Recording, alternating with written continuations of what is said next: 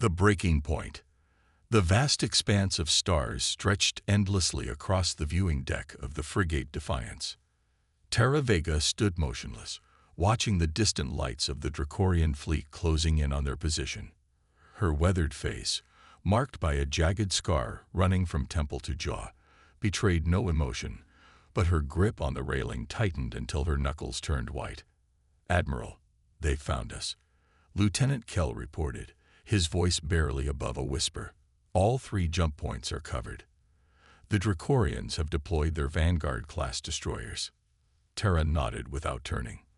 The Resistance had managed to evade the Dracorian Empire for nearly 2 decades, launching guerrilla strikes against their supply lines and liberating slave colonies when possible.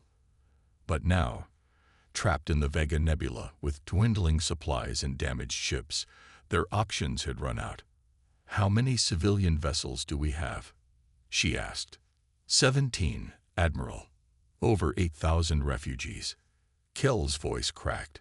Many were families who had escaped the brutal mining operations on Tarsus IV, where the Dracorians worked their slaves to death extracting gravitite for their war machines. "Tell Captain Markov to prepare the civilians for emergency jump. We'll cover their escape." Terra finally turned to face her bridge crew. Their expressions ranged from resignation to barely contained fear. They all knew what this meant. "Admiral, with all due respect," Commander Shen interjected, "the Defiance can't hold off 3 Vanguard destroyers. It would be suicide." "I'm not asking for volunteers, Commander," Terra replied calmly. "I'll pilot the decoy ship myself." Before Shen could protest further, the communications officer shot up from her station. "Admiral, we're picking up strange transmissions. Encoded bursts, unlike anything in our database." "Dracorian reinforcements." Terra moved swiftly to the console. "No, ma'am. The signals are coming from Sector 7G, the Dead Zone." A murmur rippled through the bridge. The Dead Zone was an uncharted region of space, avoided by all sensible travelers due to intense radiation fields and unpredictable gravitational anomalies. No one had successfully navigated it in recorded history. "Put it through," Terra ordered. Static filled the speakers, then resolved into a clear human voice. "To all ships in the Vega Nebula. This is Admiral Marcus Chen of the Earth Supreme Fleet. Stand by for assistance." Repeat, "Stand by for assistance." Stunned silence enveloped the bridge. Earth was a myth, a forgotten homeworld that had fallen silent centuries ago. Most believed it had been destroyed in the early wars, or that humans had simply abandoned their cradle world and scattered among the stars before the rise of the Dracorian Empire. "It's a trick," Shen said, voicing what many were thinking. "The Dracorians are trying to lure us into revealing our position." "Admiral," the sensor officer called out, her voice wavering with disbelief. "Multiple objects emerging from the Dead Zone. Size and configuration. It's impossible." The main view screen flickered to show the edge of the nebula, where space itself seemed to bend and ripple. Through this distortion came ships, massive gleaming vessels unlike anything Terra had ever seen. Their hulls were smooth and silver, catching the light of distant stars in ways that made them appear almost fluid. "Count," Terra demanded, unable to tear her eyes from the screen. 37 ships, Admiral. 7 of them larger than Dracorian dreadnoughts. Even as they watched, the approaching Dracorian fleet altered course, their formation tightening. They had detected the newcomers as well. "The lead Dracorian vessel is hailing the unknown fleet," the communications officer reported. "Put it through. Let's hear what they have to say," Terra ordered. The harsh, guttural voice of High Commander Vexgor filled the bridge. "Unidentified vessels, you have entered restricted Imperial space. Power down your systems and prepare to be boarded or face immediate destruction." There was a brief pause before a calm, measured human voice responded. "High Commander, this is Admiral Chen of the Supreme Fleet. We are representatives of Earth, and we are here to end your empire's expansion. The genocide stops today." Laughter erupted from the Dracorian commander. "Earth, That backward mud ball was abandoned generations ago. Whatever you are, your deception is pathetic. You have 10 seconds to power down before we open fire. As you wish, was the simple reply. The view screen showed the lead Dracorian destroyer powering up its main cannons, the characteristic red glow building along its spine. Before they could fire, a pulse of blue energy shot from the nearest Earth vessel, a small, seemingly insignificant craft. The pulse hit the destroyer and spread across its hull like liquid light. Within seconds, the massive warship went dark, its systems completely disabled. By the gods, someone whispered on the bridge. 2 more Dracorian ships moved to attack, only to meet the same fate. Without firing a single destructive shot, the Earth fleet had neutralized 3 of the most feared warships in the galaxy. The main view screen flickered again, and the face of a human man appeared. He was older, perhaps in his 60s, with steel-gray hair and eyes that reflected both determination and compassion. "Admiral Vega, I presume," he said. "I'm Admiral Marcus Chen. Earth has been monitoring the situation in this quadrant for some time. We apologize for our long absence, but perhaps we can make up for it now." Tara struggled to find her voice. "How do you know who I am? How did you find us?" Chen smiled. "Your resistance has been more effective than you realize. Stories of the brave Admiral Vega have reached even our isolated corner of the galaxy. As for finding you, let's just say Earth's technology has evolved considerably since we withdrew from galactic affairs." "Why now?" Tara asked, the question that burned in everyone's mind. "Where have you been all these years while the Dracorians slaughtered millions?" Chen's expression grew somber. "That's a fair question that deserves a complete answer. If you're willing, I'd like to come aboard your vessel and explain. But first, let's ensure the safety of your civilian ships." Without waiting for a response, the Earth fleet moved into defensive positions around the resistance vessels. Smaller craft deployed from their hulls, surrounding the disabled Dracorian ships. "Shall I prepare a reception party, Admiral?" Commander Shen asked, still looking shell-shocked. Tara nodded slowly, her mind racing with possibilities.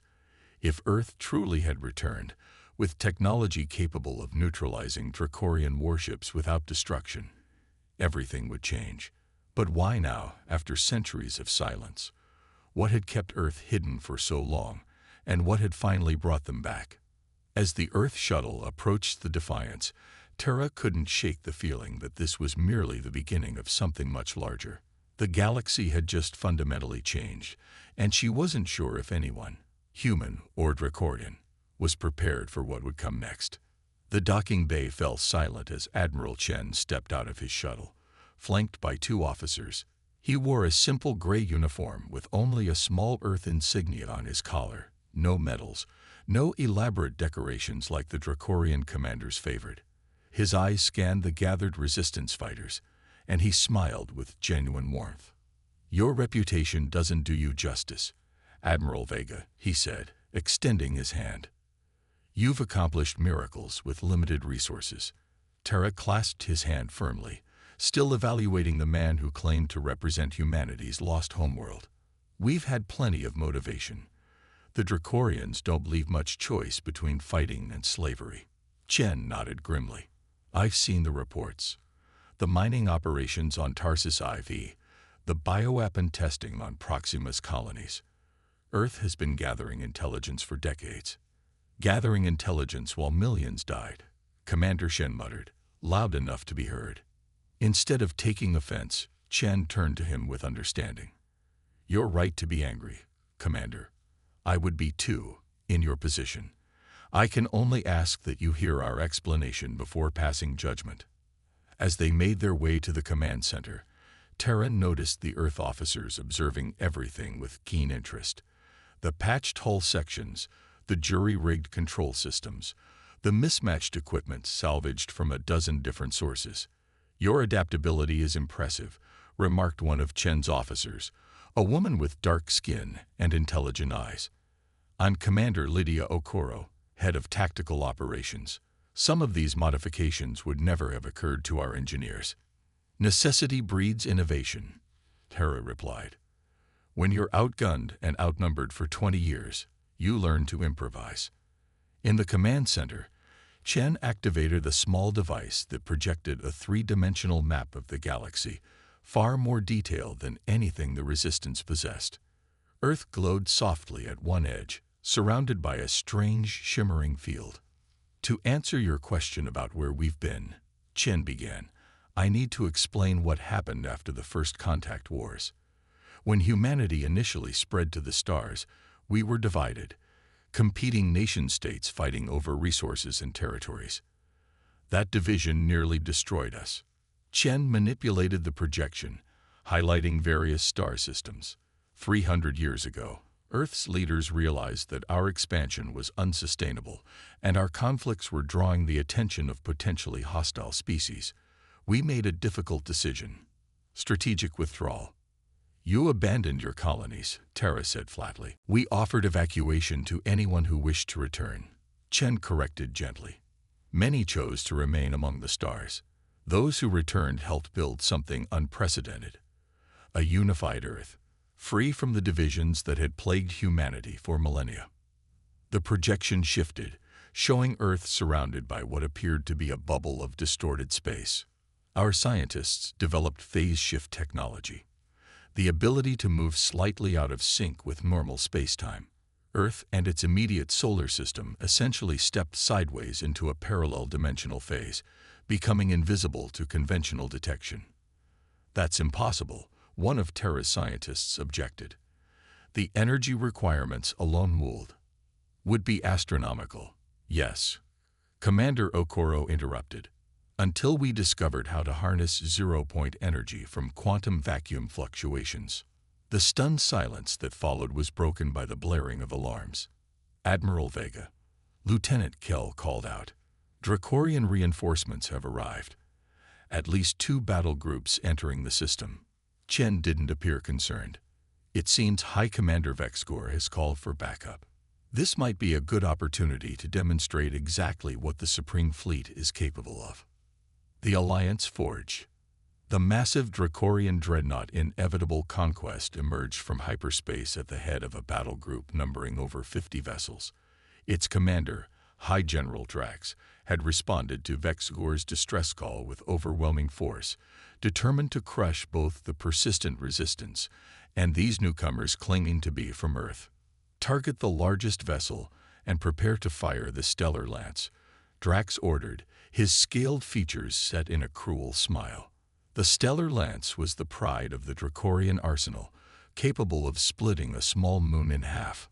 On board the Defiance, Terra and Admiral Chen watched the Dracorian fleet's approach on the tactical display. Despite the overwhelming odds, Chen remained unnervingly calm. Shouldn't we be preparing evasive maneuvers? Terra asked. That won't be necessary, Chen replied, tapping his communication device. Admiral Lockhart, you may proceed with Phase 2. The space between the Dracorian fleet and the Earth vessels suddenly rippled like disturbed water.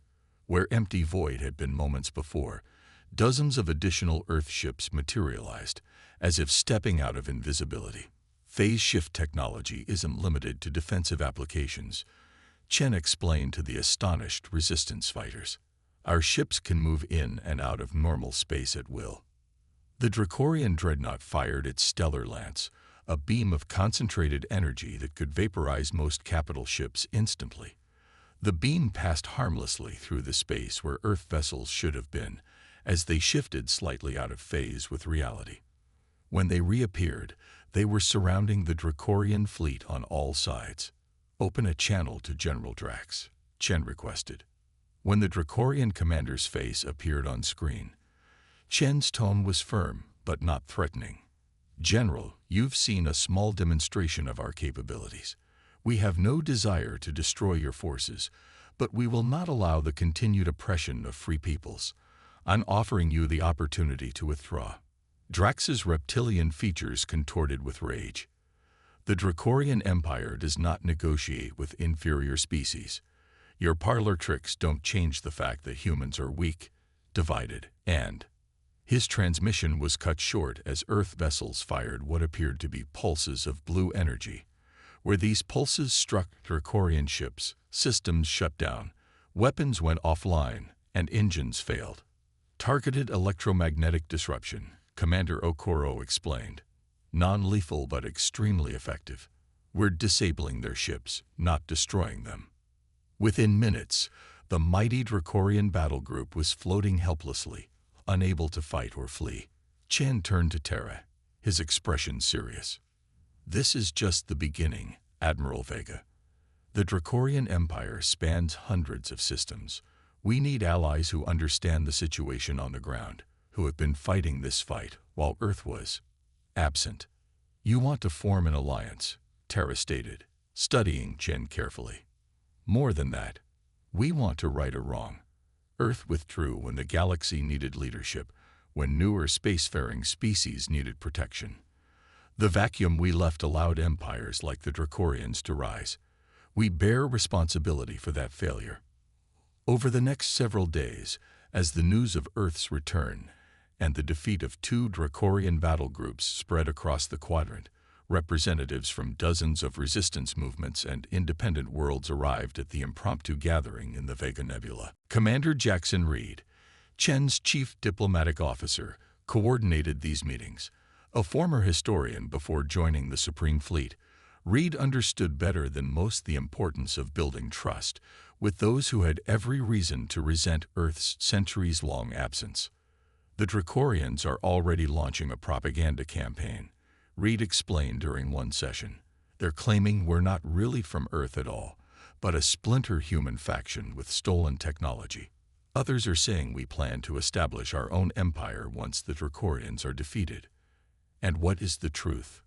Asked Corvus, a leader from the mining colonies of Tarsus. Why has Earth returned now after all this time? Admiral Chen, who had been quietly observing, stepped forward. Because we finally understood that isolation, no matter how perfect, is ultimately a form of slow death. Earth became a paradise, yes, but an empty one, disconnected from the broader community of sentient beings. He gestured toward the view screen showing the galaxy map. 5 years ago, our long-range sensors detected evidence of systematic genocide in the Orion Arm. The Dracorians weren't just conquering. They were exterminating entire species deemed evolutionarily unfit. A heated debate ensued on Earth. Many argued that it wasn't our problem. That intervention would only bring suffering back to our doorstep. Chen's eyes clouded with memory. The debate might have continued indefinitely, if not for a single event. One of our deep space monitoring probes recovered a damaged escape pod from a destroyed passenger vessel. Inside was a child, the sole survivor of a Dracorian attack on a refugee transport. The room fell silent as Chen continued.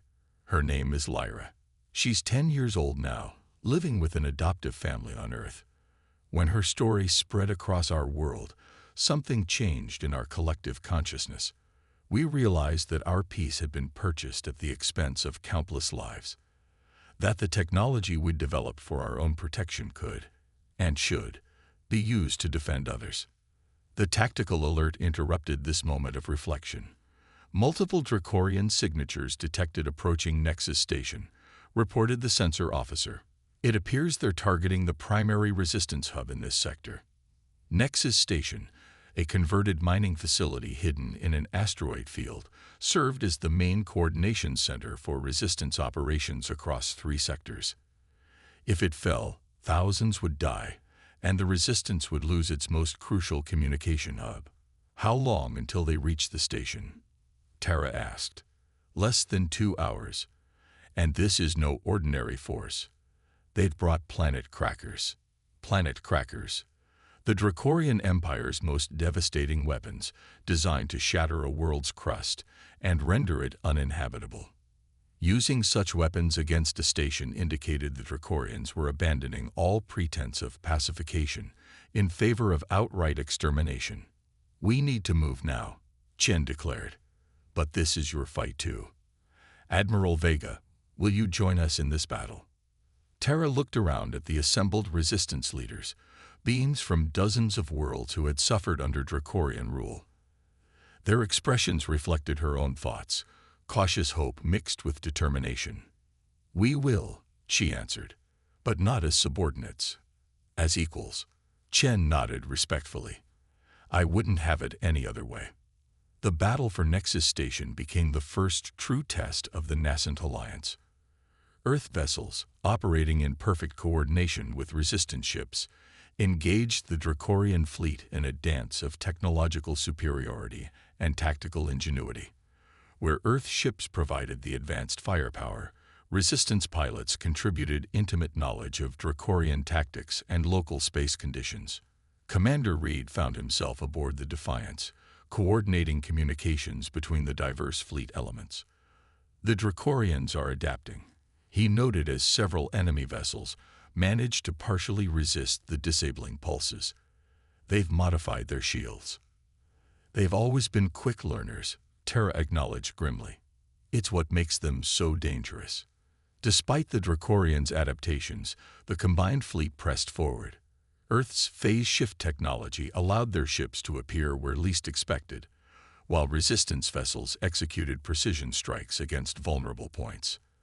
As the battle reached its climax, the Dracorian commander made a desperate gamble, sending 3 ships carrying planet crackers on a direct course for Nexus Station, while the rest of the fleet engaged the defenders. "They're going to sacrifice those ships to complete their mission," Terra realized. "We can't stop all 3. Reed's eyes widened as he studied the tactical display. "Maybe we don't have to." He opened a channel to Admiral Chen. "Admiral, I need authorization to deploy the temporal anchor." There was a pause before Chen responded. "That technology is still experimental, Commander. It's our only option if we want to save the station," Reed insisted. After a moment's hesitation, Chen gave his approval. "Proceed, but be precise. We don't want temporal distortion affecting our own ships." Reed worked quickly, entering commands into a specialized console that had been installed on the Defiance. "Targeting the lead Dracorian vessel," he announced. "Temporal anchor deploying in 3, 2, 1. A beam of golden light shot from an Earth destroyer, striking the lead Dracorian ship carrying a planet cracker. Instead of exploding or showing damage, the ship simply stopped. It hung in space, frozen in mid-movement, as if time itself had ceased to flow around it. "What just happened?" Terra asked, staring at the immobilized enemy vessel. "Temporal suspension field," Reed explained. "It creates a bubble where time passes at less than 1/millionth the normal rate. From our perspective, that ship is essentially frozen in place. From theirs, the battle will be long over before they move another meter." With the lead ship immobilized directly in the path of the other 2, the Dracorian captains were forced to attempt evasive maneuvers, breaking their attack formation and making them vulnerable to precision strikes from resistance fighters. Within hours, the battle was over. The Dracorian fleet retreated, leaving behind disabled ships and the strange sight of one vessel suspended in time, a testament to Earth's incredible technological advancement. As the Allied forces regrouped at Nexus Station, celebrations broke out across the resistance network. For the first time in generations, victory against the Dracorian Empire seemed possible, not just in isolated skirmishes, but on a galactic scale. Admiral Chen found Terra on an observation deck, looking out at the stars and the assembled fleet of disparate vessels united in common purpose. "This is just the beginning," Chen said quietly. "The Dracorians will regroup, adapt their strategies, call in reinforcements from across their empire." Terra nodded. "And many will still question Earth's motives. Trust is hard-earned in this galaxy, especially for those who've been absent so long." "We don't expect trust to come overnight," Chen acknowledged. "We'll earn it through actions, not words. Earth doesn't seek to rule or control. We want to help establish a galactic community where all sentient species can thrive in peace." "A noble goal," Terra said, "but the road there will be paved with sacrifice." Chen's expression grew solemn. "Yes, but as someone who's fought this fight far longer than I have, tell me, isn't it worth it?" Terra thought of all the world suffering under Dracorian oppression, all the species facing extinction, all the children like the young survivor Lyra who deserved a future free from fear. "Yes," she said finally, "it's worth it." As they stood together, human leaders from two very different paths of history, the stars seemed to shine a little brighter. The galaxy was changing, awakening to a new possibility, that those who had been abandoned might yet be saved, that those who had lost hope might find it again. And somewhere across the stars, on worlds still darkened by the shadow of empire, word was spreading. Earth has returned, and this time, they're bringing the light.